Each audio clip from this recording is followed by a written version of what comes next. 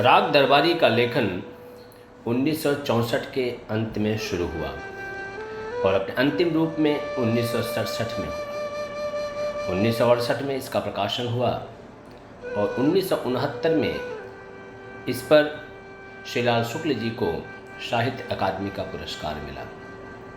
तब से अब तक इसके दर्जनों संस्करण और पुनर्मुद्रण हो चुके हैं। 1969 में एक सुविज्ञात समीक्षक ने अपनी बहुत लंबी समीक्षा इस वाक्य पर समाप्त की, अपठित रह जाना ही इसकी नियति है। दूसरी ओर इसकी अधिकांश समीक्षाएं इनके लिए अत्यंत उत्साहवर्धक सिद्ध हो रही थीं। कुल मिलाकर हिंदी समीक्षा के बारे में यह तो स्पष्ट हो ही गया कि एक ही कृति पर कितने परस्पर विपरीत विचार एक साथ फल फूल सकते हैं। उपन्यास को एक जनतांत्रिक विधा माना जाता है। जितनी भिन्न भिन्न मतों वाली समीक्षाएं आलोचनाएं इस उपन्यास पर आईं, उससे यह तो प्रकट हुआ कि यही बात आलोचना की विधा पर भी लागू की जा सकती है। राग दरबारी की प्रासंगिकता पर साक्षात्कारों में बार बार पूछा गया, यह सही है कि गांव की राजनीति का जो स्वरूप यहाँ चित्रित हुआ है वो आज के राष्ट्रव्यापी और मुख्यतः मध्य और उच्च वर्गों के भ्रष्टाचार और तिकड़म को देखते हुए बहुत अदना जान पड़ता है और लगता है कि लेखक अपनी शक्ति कुछ गंवारों के ऊपर जाया कर रहा है। पर जैसे जैसे उच्च स्तरीय वर्ग में गबन, धोखाधड़ी, भ्रष्टाचार और वंशवाद अपनी जड़ें मजबूत करता जाता है, वैसे वैसे आज से 40 वर्ष पहले का उपन्यास और ज़्यादा प्रासंगिक होता जा रहा है। कम से कम सामान्य पाठकों और अकादमीय संस्थानों में इसका जैसे पठन पाठन बढ़ रहा है, उससे तो यह संकेत अवश्य मिलता है। मैं आप लोगों के बीच में श्रीलाल शुक्ल जी द्वारा रचित लिखित राग दरबारी उपन्यास लेकर के आया हूँ और मैं विधिवत पहले पेज से इसका पठन करूँगा। मुझे विश्वास है कि आप इसे सुनकर भारतीय ग्रामीण इलाकों की जो पहचान है उससे अपने परिचय को दोबारा स्थापित कर पाएंगे। मैं प्रारंभ करता हूँ अध्याय 1। शहर का किनारा उसे छोड़ते ही भारतीय देहात का महासागर प्रारंभ हो जाता था। वहीं एक ट्रक खड़ा था। उसे देखते ही यकीन हो जाता था कि इसका जन्म केवल सड़कों के साथ बलात्कार करने के लिए हुआ है, जैसे कि सत्य के होते हैं। इस ट्रक के भी कई पहलू थे। पुलिस वाले उसे एक ओर से देखकर कह सकते थे कि वह सड़क के बीच में खड़ा है। दूसरी ओर से देखकर ड्राइवर कह सकता था कि वह सड़क के किनारे पर खड़ा है। चालू फैशन के हिसाब से ड्राइवर ने ट्रक का दाहिना दरवाज़ा खोलकर दाहिने की तरफ फैला दिया था। इससे ट्रक की खूबसूरती बढ़ गई थी। साथ ही ये भी खतरा मिट गया था कि वहाँ से उस ट्रक के होते हुए दूसरी कोई सवारी सड़क के ऊपर से निकल सकती है। सड़क के एक ओर पेट्रोल स्टेशन था, दूसरी ओर छप्परों, लकड़ी और टीन के सड़े टुकड़े स्थानीय क्षमता के अनुसार निकलने वाले कबाड़ की मदद से खड़ी की हुई दुकानें थीं। पहली निगाह में ही मालूम हो जाता था कि दुकानों की गिनती नहीं हो सकती। प्रायः सभी में जनता का एक मनपसंद पेय मिलता था, जिसे वहाँ गर्द, चीकट, चाय की कई बार इस्तेमाल की हुई पत्ती और खौलते पानी आदि के सहारे बनाया जाता था। उनमें मिठाइयाँ भी थीं जो दिन रात आंधी, पानी और मक्खी मच्छरों के हमलों का बहादुरी से मुकाबला करती थीं। वे हमारे देशी कारीगरों के हस्त कौशल और उनकी वैज्ञानिक दक्षता का सबूत देती थी। वे बताती थीं कि हमें एक अच्छा रेजर ब्लेड बनाने का नुस्खा भले ही न मालूम हो, पर कूड़े को स्वादिष्ट खाद्य पदार्थों में बदल देने की तरकीब सारी दुनिया में अकेले हम ही को आती है। ट्रक के ड्राइवर और क्लीनर एक दुकान के सामने खड़े चाय पी रहे थे। रंगनाथ ने दूर से इस ट्रक को देखा और देखते ही उसके पैर तले जमीन चलने लगी। आज रेलवे ने उसे धोखा दिया था। स्थानीय पैसेंजर ट्रेन को रोज की तरह 2 घंटा लेट समझकर वो घर से चला था, पर वह सिर्फ 1.5 घंटा लेट होकर चल दी थी। शिकायती किताब के कथा साहित्य में अपना योगदान देकर और रेलवे अधिकारियों की निगाह में हास्यास्पद बनकर वह स्टेशन से बाहर निकल आया था। रास्ते में चलते हुए उसने ट्रक को देखा और उसकी बाँछें जिसमें जहाँ भी होती हैं खिल गई। जब वह ट्रक के पास पहुँचा, क्लीनर और ड्राइवर चाय की आखिरी चुस्कियाँ ले रहे थे। इधर उधर ताककर अपनी खिली हुई बाँछों को छिपाते हुए उसने ड्राइवर से निर्विकार ढंग से पूछा, क्यों ड्राइवर साहब, यह ट्रक क्या शिवपालगंज की ओर जाएगा? ड्राइवर के पीने को चाय थी और देखने को दुकानदारन थी। उसने लापरवाही से जवाब दिया, जाएगा। हमें भी ले चलिएगा अपने साथ, 15वें मील पर उतर पड़ेंगे, शिवपालगंज तक जाना है। ड्राइवर ने दुकानदारिन की सारी संभावनाएं एक साथ देख डाली और अपनी निगाह रंगनाथ की ओर घुमाई। आहा, क्या हुलिया था! नव कंज लोचन कंज मुख कर कंज पद कंजारुणम, पैर खद्दर के पजामे में, सिर खद्दर की टोपी में, बदन खद्दर के कुर्ते में, कंधे से लटकता हुआ भूदानी झोला, हाथ में चमड़े की अटैची। ड्राइवर ने उसे देखा और देखते ही रह गया। फिर कुछ सोच समझकर बोला, बैठ जाइए श्रीमान जी, अभी चलते हैं। घरघरा कर ट्रक चला। शहर की टेढ़ी मेढ़ी लपेट से फुर्सत पाकर कुछ दूर आगे साफ और वीरान सड़क आ गई। यहाँ ड्राइवर ने पहली बार टॉप गियर का प्रयोग किया, पर वो फिसल कर न्यूट्रल में गिरने लगा। हर 100 गज के बाद गियर फिसल जाता और एक्सीलेटर दबे होने से ट्रक की घबराहट बढ़ जाती, रफ्तार धीमी हो जाती। रंगनाथ ने कहा, ड्राइवर साहब, तुम्हारा गियर तो बिल्कुल अपने देश की हुकूमत जैसा है। ड्राइवर ने मुस्कुराकर यह प्रशंसा पत्र ग्रहण किया। रंगनाथ ने अपनी बात साफ करने की कोशिश की और कहा, उसे चाहे जितनी बार टॉप गियर में डालो, 2 गज चलते ही फिसल जाता है और लौटकर अपने खांचे में आ जाती है। ड्राइवर हंसा, बोला, ऊंची बात कह दी श्रीमान जी। इस बार अपने गियर को टॉप में डालकर अपनी एक टांग लगभग 90 अंश के कोण पर उठाई और गियर को जांग के नीचे दबा दिया। रंगनाथ ने कहना चाहा कि हुकूमत को चलाने का भी यही नुस्खा है, पर यह सोचकर कि बात जरा और ऊंची हो जाएगी, वह चुप बैठा रहा। उधर ड्राइवर ने अपनी जांग गियर से हटाकर यथास्थान वापस पहुंचा दी थी। गियर पर उसने एक लंबी लकड़ी लगा दी और उसका एक सिरा पैनल के नीचे ठोक दिया। ट्रक तेजी से चलता रहा। उसे देखते ही साइकिल सवार, पैदल, इक्के सभी सवारियां कई फरलांग पहले से ही खौफ के मारे सड़क से उतरकर नीचे चली जाती। जिस तेजी से वो भाग रही थी, उससे लगता था कि उनकी निगाह में वो ट्रक नहीं है, वो आग की लहर है, बंगाल की खाड़ी से उठा हुआ तूफान है, जनता पर छोड़ा हुआ कोई बदकलाम अहलकार है, पिंडारियों का गिरोह है। रंगनाथ ने सोचा उसे पहले ही ऐलान कर देना था कि अपने अपने जानवर और बच्चे घरों में बंद कर लो, शहर से अभी अभी एक ट्रक छूटा है। जब तक ट्रक ड्राइवर ने पूछा, कहिए श्रीमान जी, क्या हालचाल है, बहुत दिन बाद देहात की ओर जा रहे हैं। रंगनाथ ने शिष्टाचार की इस कोशिश को मुस्कुराकर बढ़ावा दिया। ड्राइवर ने कहा, श्रीमान जी आजकल क्या कर रहे हैं? रंगनाथ ने जवाब दिया, घास खोद रहा हूं। ड्राइवर हंसा। दुर्घटनावश एक 10 साल का नंग धड़ंग लड़का ट्रक से बिल्कुल ही बच गया। बचकर वह एक पुलिया के सहारे छिपकली सा गिर पड़ा। ड्राइवर इससे प्रभावित नहीं हुआ। एक्सीलरेटर दबाकर हंसते हंसते बोला, क्या बात कही है, जरा खुलासा समझाइए। कहा तो घास खोद रहा हूँ, इसी को अंग्रेजी में रिसर्च कहते हैं। पर साल एमए किया था, इस साल से रिसर्च शुरू की है। ड्राइवर जैसे अलिफ लैला की कहानियां सुन रहा हो मुस्कुराता हुआ बोला, और श्रीमान जी शिवपालगंज क्या करने जा रहे हैं? वहाँ मेरे मामा रहते हैं, बीमार पड़ गया था, कुछ दिन देहात में जाकर तंदुरुस्ती बनाऊंगा। इस बार ड्राइवर काफ़ी देर तक हंसता रहा। बोला, क्या बात बनाई है श्रीमान जी?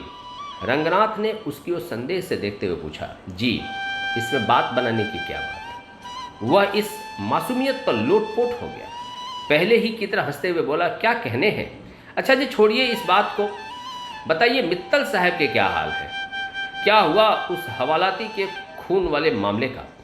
रंगनाथ का खून सूख गया। भर्राए गले से बोला, अजी मैं क्या जानूँ, ये मित्तल कौन है? ड्राइवर की हंसी में ब्रेक लग गया। ट्रक की रफ्तार भी कुछ कम पड़ गई। उसने रंगनाथ को एक और गौर से बार देखा। और मित्तल साहब को नहीं जानती? नहीं। जैन साहब को? नहीं। ड्राइवर ने खिड़की के बाहर थूक दिया और साफ आवाज में सवाल किया, आप सीआईडी में काम नहीं करते? रंगनाथ ने झुंझला कर कहा, सीआईडी? ये किस चिड़िया का नाम है? ड्राइवर ने जोर से सांस छोड़ी और सामने सड़क की दशा का निरीक्षण करने लगा। कुछ बैलगाड़ियां जा रही थीं। जब कहीं और जहां भी कहीं मौका मिले वहां टांगें फैला देनी चाहिए। इस लोकप्रिय सिद्धांत के अनुसार गाड़ीवान बैलगाड़ियों पर लेटे हुए थे और मुंह ढांप कर सो रहे थे। बैल अपनी काबिलियत से नहीं बल्कि अभ्यास के सहारे चुपचाप सड़क पर गाड़ी घसीटे लिए जा रहे थे। यह भी जनता और जनार्दन वाला मजमून था। पर रंगनाथ की हिम्मत कुछ कहने की नहीं हुई। वह सीआईडी वाला बात से उखड़ गया था। ड्राइवर ने पहले रबड़ वाला हॉर्न बजाया, फिर एक ऐसा हॉर्न बजाया जो संगीत के आरोह अवरोह के बावजूद बड़ा ही डरावना था, पर गाड़ियां अपनी राह चलती रहीं। ड्राइवर काफ़ी रफ्तार से ट्रक चला रहा था और बैलगाड़ियों के ऊपर से निकाल ले जाने वाला था, पर गाड़ियों के पास पहुंचते पहुंचते उसे शायद अचानक मालूम हो गया कि वह ट्रक चला रहा है, हेलीकॉप्टर नहीं। उसने एकदम से ब्रेक लगाया, पैनल में लगी हुई लकड़ी नीचे गिरा दी, गियर बदला और बैलगाड़ियों को लगभग छूता हुआ उनसे आगे निकल गया। आगे जाकर उसने घृणापूर्वक रंगनाथ से पूछा, सीआईडी नहीं हो तो तुमने खद्दर क्यों डांट रखा है जी? रंगनाथ इन हमलों से लड़खड़ा गया था, पर उसने इस बात को मामूली जांच पड़ताल का सवाल मानकर सरलता से जवाब दिया, खद्दर तो आजकल सभी पहनते हैं। अजी कोई तुक का आदमी तो पहना नहीं, कहकर उसे दोबारा खिड़की के बाहर थूका और गियर को टॉप में डाल दिया। रंगनाथ का पर्सनालिटी कल्ट समाप्त हो गया। थोड़ी देर वो चुपचाप बैठा रहा, बाद में मुंह से सीटी बजाने लगा।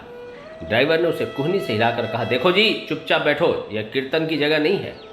रंगनाथ चुप हो गया। तभी ड्राइवर ने झुंझला कर कहा, यह गियर बार बार फिसलकर न्यूट्रल में घुसता है, देख क्या रहे हो, जरा पकड़े रहो जी। थोड़ी देर में उसने दोबारा झुंझला कर कहा, ऐसे नहीं, इस तरह दबा कर ठीक से पकड़े रहो। ट्रक के पीछे काफ़ी देर से हॉर्न बजता जा रहा था। रंगनाथ उसे सुनता रहा और ड्राइवर उसे अनसुना करता रहा।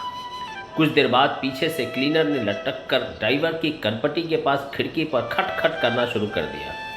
ट्रक वालों की भाषा में इस कार्रवाई का निश्चित ही कोई खौफनाक मतलब होगा, क्योंकि इसी वक्त ड्राइवर ने रफ्तार कम कर दी और ट्रक को सड़क की बाईं पटरी पर रख दिया।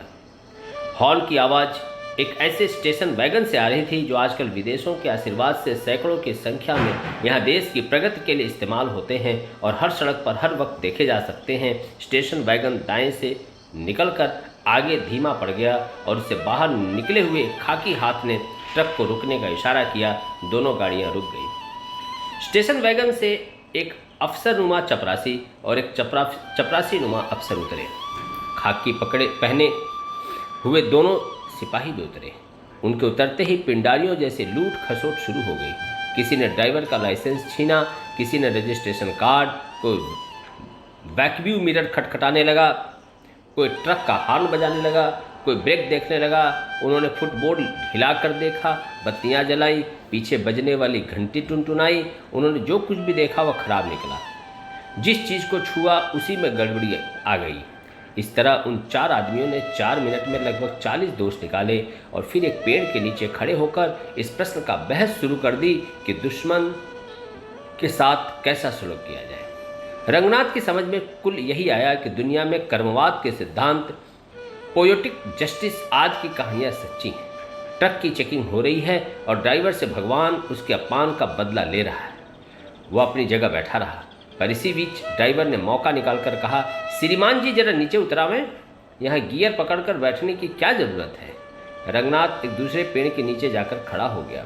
उधर ड्राइवर और चेकिंग जत्थे में ट्रक के एक एक पुर्जे को लेकर बहस चल रही थी। देखते देखते बहस पुर्जों से फिसलकर देश की सामान्य दशा और आर्थिक दुर्वस्था पर आ गई और थोड़ी ही देर में उपस्थित लोगों की छोटी छोटी उप समितियाँ बन गई। वे अलग अलग पेड़ों के नीचे एक एक विषय पर विशेषज्ञ की हैसियत से विचार करने लगे। काफ़ी बहस हो जाने के बाद एक पेड़ के नीचे खुला अधिवेशन जैसा होने लगा और कुछ देर में जान पड़ा गोष्ठी खत्म होने वाली है। आखिर में रंगनाथ को अफसर की मिमियाती आवाज़ सुनाई पड़ी, क्यों मियाँ अशफाक, क्या राय है, माफ़ किया जाए? चपरासी ने कहा, और कर ही क्या सकते हुजूर, कहाँ तक चालान कीजिएगा, एक आध गड़बड़ी हो तो चालान भी करें। एक सिपाही ने कहा, चार्जशीट भरते भरते सुबह हो जाएगी। इधर उधर की बातों के बाद अफसर ने कहा, अच्छा जाओ जी, बंटा सिंह तुम्हें माफ़ किया। ड्राइवर ने खुशामद के साथ कहा, ऐसा काम श्रीमान जी ही कर सकते हैं। अफसर काफ़ी देर से दूसरे पेड़ के नीचे खड़े हुए रंगनाथ की ओर देख रहा था। सिगरेट सुलगाता हुआ वो उसकी ओर आया, पास आकर पूछा, आप भी इसी ट्रक पर जा रहे हैं? जी हाँ। आपसे इसने कुछ किराया तो नहीं लिया? जी नहीं। अफसर बोला, वह तो मैं आपकी पोशाक ही देखकर समझ गया था, पर जांच करना मेरा फर्ज था। रंगनाथ ने उसे चिढ़ाने के लिए कहा, यह असली खादी थोड़े ही है, यह मिल की खादी है। उसने इज्जत के साथ कहा, अरे साहब खादी तो खादी, उसमें असली नकली का क्या फ़र्क। अफसर के चले जाने के बाद ड्राइवर और चपरासी रंगनाथ के पास आए। ड्राइवर ने कहा, जरा 2 रुपये तो निकालना जी। उसने मुंह फेर कर कड़ाई से जवाब दिया, क्या मतलब, मैं रुपया क्यों दूं? ड्राइवर ने चपरासी का हाथ पकड़कर कहा, आइए श्रीमान जी मेरे साथ आइए। जाते जाते वो रंगनाथ से कहने लगा, तुम्हारी वजह से मेरी चेकिंग हुई, तुम ही मुसीबत में मुझसे इस तरह बात करते हो, तुम्हारी यही तालीम है? वर्तमान शिक्षा पद्धति रास्ते में पड़ी हुई कुतिया है जिसे कोई भी लात मार कर सकता है। ड्राइवर भी उस पर रास्ता चलते चलते एक जुमला मारकर चपरासी के साथ ट्रक की ओर चल दिया। रंगनाथ ने देखा शाम घिर रही है, उसकी अटैची ट्रक में रखा है, शिवपालगंज अभी 5 मील दूर है और उसे लोगों की सद्भावना की जरूरत है। वो धीरे धीरे ट्रक की ओर जाया। उधर स्टेशन वैगन का ड्राइवर हॉर्न बजा बजा कर चपरासी को वापस बुला रहा था। रंगनाथ ने 2 रुपये ड्राइवर को देने चाहे। उसने कहा, अब दे ही रहे हो तो अर्दली साहब को दो, मैं तुम्हारे रुपयों का क्या करूँगा। कहते कहते उसकी आवाज़ में उन सन्यासियों की खनक आ रही थी जो पैसा हाथ से नहीं छूते, सिर्फ दूसरी को बताते हैं कि तुम्हारे पैसा हाथ का मैल है। चपरासी रुपयों को जेब में रखकर बीड़ी का आखिरी कस खींचकर उसका अधजला टुकड़ा लगभग रंगनाथ के पजामे में फेंककर स्टेशन वैगन की ओर चल गया। उसके रवाना हो जाने पर ड्राइवर ने भी ट्रक चलाया और पहले की तरह गियर को टॉप में लेकर रंगनाथ को पकड़ा दिया। फिर अचानक बिना किसी वजह के वह मुंह को गोल गोल बनाकर सीटी पर सिनेमा की धुन निकालने लगा। रंगनाथ चुपचाप सुनता रहा। थोड़ी देर में ही धुंधलके में सड़क की पटरी पर दोनों ओर कुछ गठरियाँ सी रखी हुई नजर आई। ये औरतें थी जो कतार बांध कर बैठी हुई थी। वे इत्मीनान से बातचीत करती हुई वायु सेवन कर रही थी और लगे हाथ मलमूत्र का विसर्जन भी। सड़क के नीचे घूरे पटे पड़े थे और उनकी बदबू के बोझ से शाम की हवा किसी गर्भवती की तरह अलसाई हुई सी चल रही थी। कुछ दूरी पर कुत्तों के भूकने की आवाज़ हुई। आंखों के आगे धुएं के जाले उड़ते हुए नजर आए। इससे इनकार नहीं हो सकता था कि किसी गांव के पास आ गए थे। यही शिवपालगंज था। अध्याय 1 यहाँ समाप्त होता है। अध्याय 2 मैं दूसरे एपिसोड में लेकर के आऊँगा। तब तक आप जुड़े रहें। Stay tune. धन्यवाद।